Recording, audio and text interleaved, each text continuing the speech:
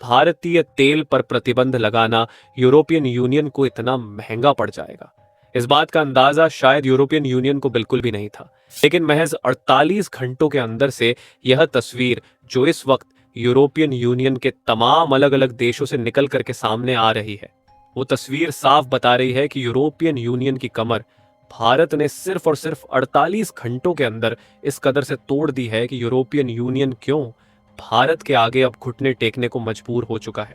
ये तस्वीरें अलग अलग जगहों से सामने आ रही हैं, जैसा कि स्क्रीन पर आप देख पा रहे हैं। हाल ये बन चुका है कि महज 48 घंटों में यूरोप में फ्यूल क्राइसिस आ चुका है। पेट्रोल पंप पर तेल नहीं है, गाड़ियों की लंबी कतारें पेट्रोल पंप पर लग चुकी हैं। लोग अपनी गाड़ियों को सड़कों पर छोड़ करके जाने को मजबूर हैं और सड़कों पर लंबी कतारों के चलते भीषण ट्रैफिक जाम से गुजरना पड़ रहा है। लेकिन अब लोगों ने भी अपने ही सरकार के खिलाफ सवाल उठाने शुरू कर दिए हैं।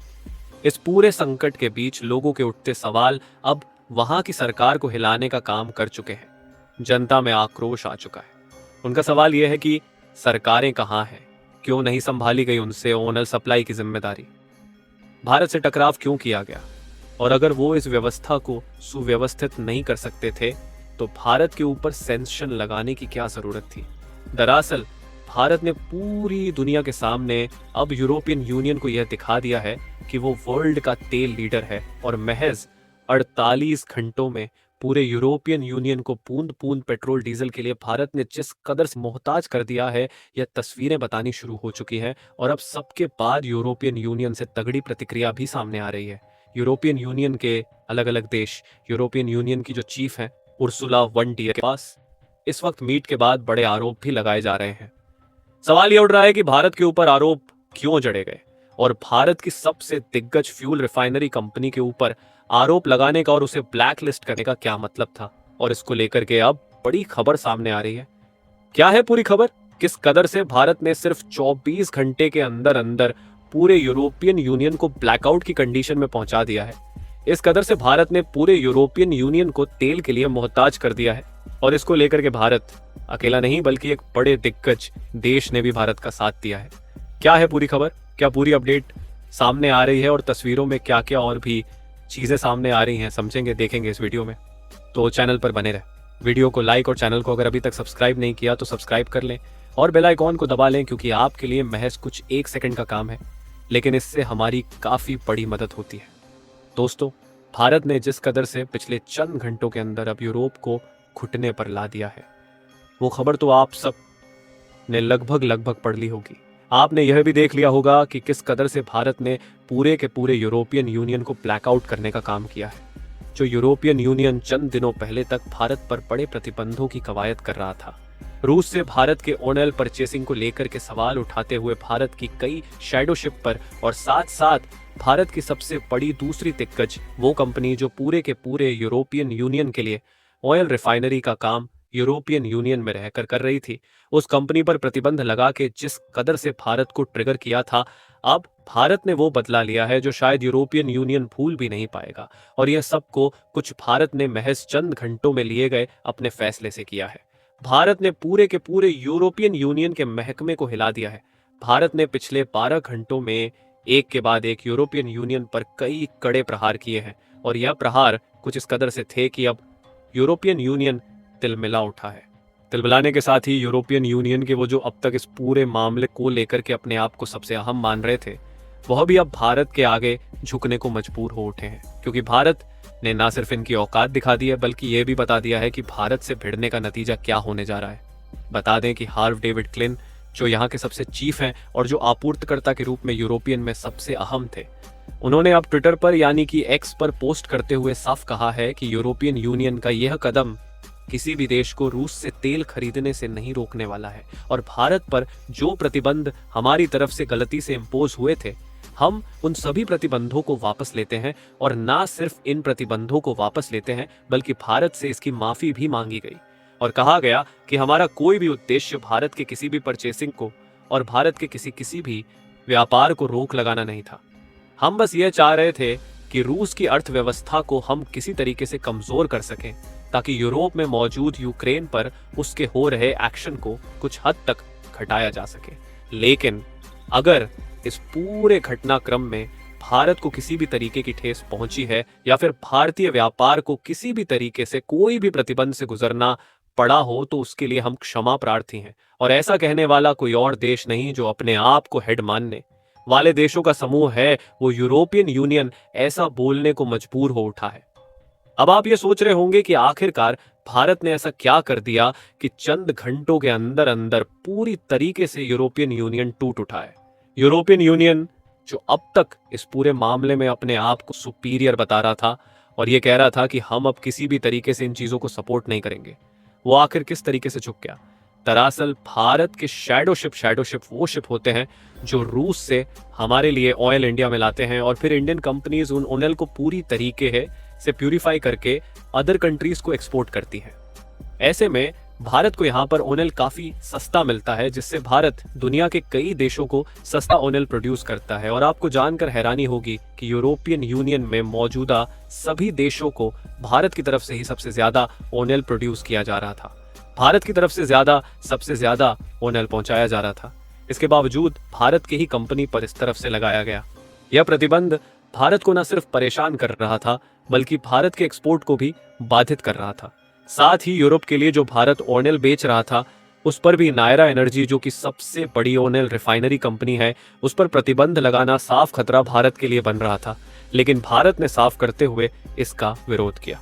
पहले तो भारत ने कहा कि यह दोहरा रवैया यूरोपियन यूनियन का नहीं चलने वाला है और भारत इस दोहरे रवैया को मानने भी वाला नहीं है। दरअसल दोहरा रवैया भारत ने इसलिए कहा क्योंकि यही यूरोपियन यूनियन के तमाम देश उसी रूस से कई सारी गैस परचेज करते हैं। गैस की एक ह्यूज अमाउंट परचेज करते हैं जो कि भारत के ऑयल से भी कहीं ज्यादा कीमत रखते हैं। और ऐसे में अगर वह खुद रूस से इतने ह्यूज अमाउंट में ऑयल परचेसिंग कर रहे हैं तो वह भारत को कैसे रोक सकते हैं? भारत का सबसे पहला यह सवाल था। लेकिन चीजें यही नहीं थमी। मामला और तूल पकड़ा तो भारत ने इस पर एक्शन लेने की ठानी। दरअसल सबसे ज्यादा हैरानी वाली बात तो यह है कि भारत ने अभी सिर्फ और सिर्फ 40% ऑयल की सप्लाई को रोका है। उतने में ही पूरा का पूरा यूरोपियन यूनियन के देश तिलमिला उठे हैं, जहां पर अचानक से 3 गुना तक की यहां पर फ्यूल्स की कीमतें बढ़ चुकी हैं यूरोपियन यूनियन में। और देखा यह जा रहा है कि लोगों की लंबी कतारें हैं। लोग इसे स्टोर करके भी रख रहे हैं क्योंकि लोगों का मानना यह है कि अगर भारत ने कुछ दिन और पेट्रोल डीजल बंद कर दिया तो यूरोपियन यूनियन में फ्यूल क्राइसिस और ज्यादा बढ़ जाएगा।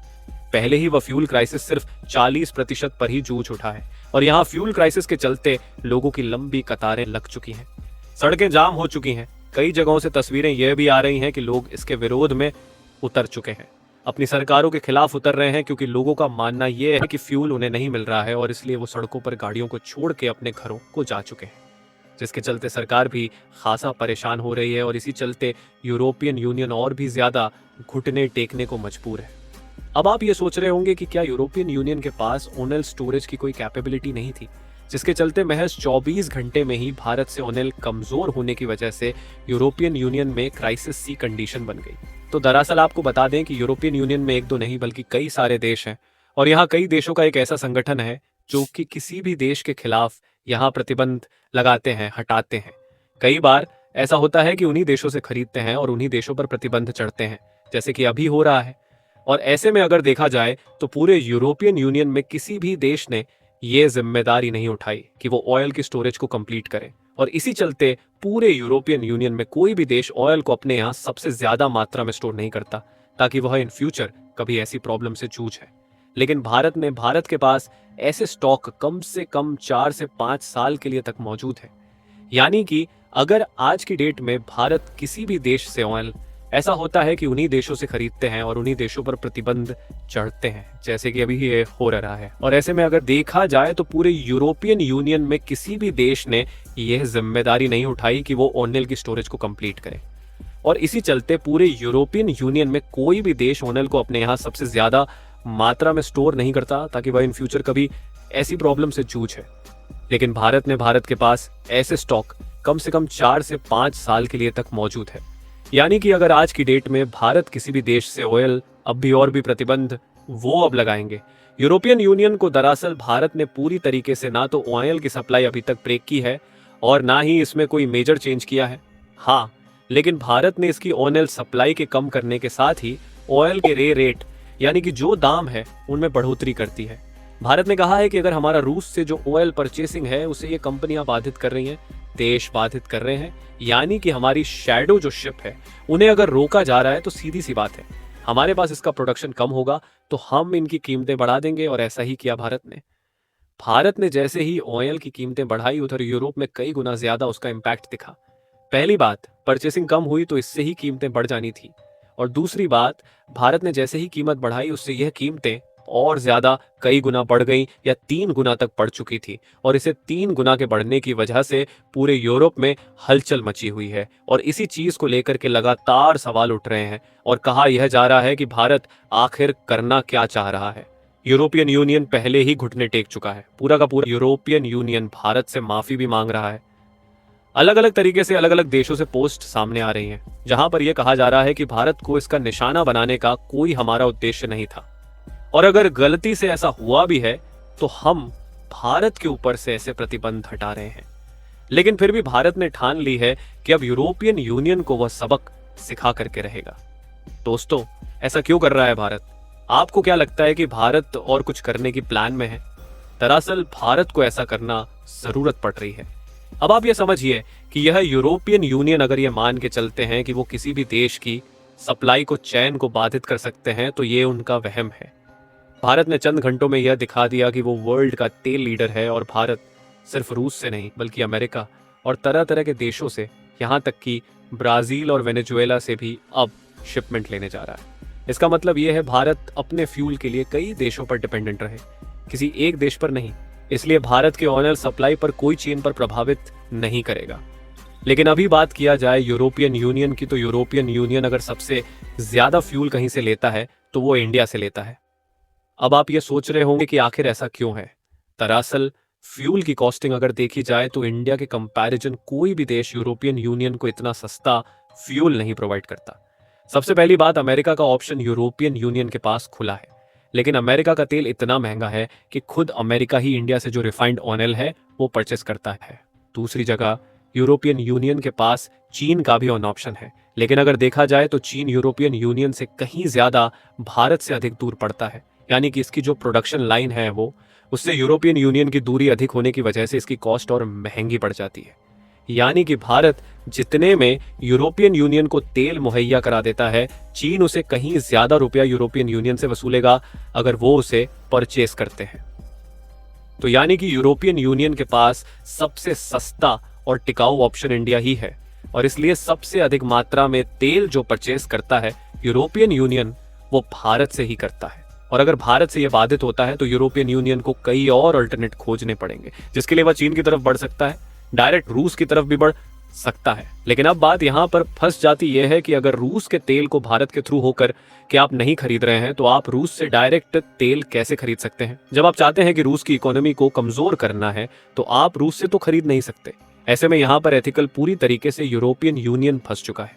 अमेरिका से खरीद नहीं सकता क्योंकि ऑयल इतना ज्यादा महंगा है, चीन से खरीद नहीं सकता क्योंकि वो दूर इतना ज्यादा है, और भारत से खरीदने में भारत ने अब आनाकानी कर दी। इसका मतलब यह है कि यूरोपियन यूनियन के पास ये इसके अलावा कोई ऑप्शन नहीं बचता। और इसके बाद अब यूरोपियन यूनियन पर भारत का अगला क्या कड़ा फैसला होने जा रहा है, यह देखना बहुत जरूरी है। और भारत को लेकर के आप क्या कहना चाहेंगे? क्या भारत ने बिल्कुल सही कदम उठाया? अगर हां तो कमेंट बॉक्स में लिखकर बताइएगा। साथ ही वीडियो को लाइक और चैनल को सब्सक्राइब करना बिल्कुल भी मत भूलिएगा, क्योंकि आपके लिए यहां पर सबसे पहले अपडेट और बिल्कुल सटीक अपडेट जानकारी मिलती रहेगी। जय हिंद दोस्तों।